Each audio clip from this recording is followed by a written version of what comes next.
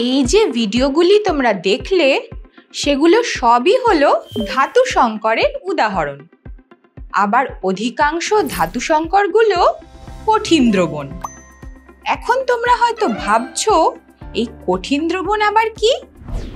আসলে দুই বা ততোধিক কঠিন মৌলের সমসত্ব মিশ্রণকে কঠিন দ্রবণ বলা হয়।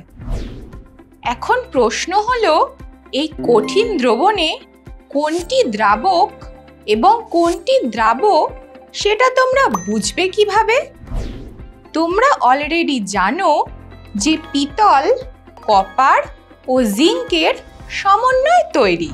পিতলের ক্ষেত্রে কপার ও জিঙ্কের পরিমাণ হলো যথাক্রমে 64% এবং 36%।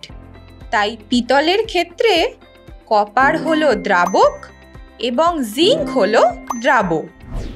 এবার আসা যাক দ্রবণের প্রকারভেদের কথায়। দ্রাবক ও দ্রাব মৌলের পরমাণুর আকার অনুযায়ী কঠিন দ্রবণকে দুটি শ্রেণীতে ভাগ করা যায়।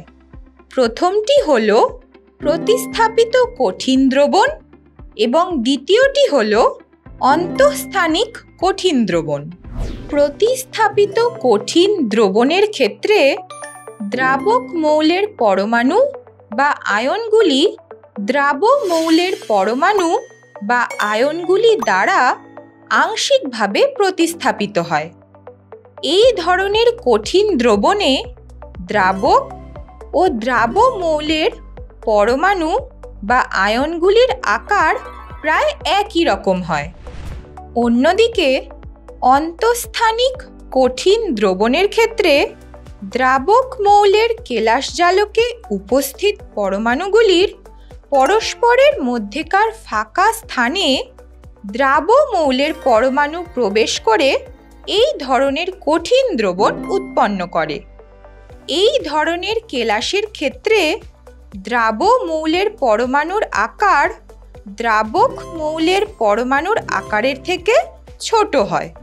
তাহলে আজকের ক্লাসের আলোচনা থেকে তোমরা যে কনসেপ্টগুলো শিখলে সেগুলি অ্যাপ্লাই করে স্ক্রিনে আসা এই প্রবলেমটা তোমরা সলভ করার চেষ্টা করে দেখো তো।